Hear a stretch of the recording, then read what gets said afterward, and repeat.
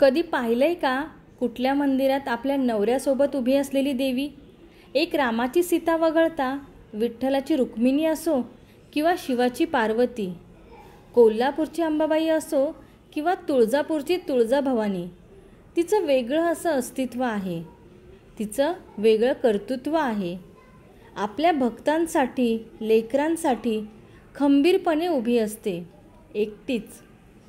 कधी पाहिलंय खचून गेलेली, रडत बसलेली दुर्गामाता? ऊन असो, वारा असो, पाऊस असो, सगळं एकटी सोसते, न डगमगता, आणि धारिष्ठाने दृष्टांचा संहार करते. तू पण तर तिचंच रूप आहेस ना गं. मग आधाराच्या कुबड्या लागतात कशाला तुला?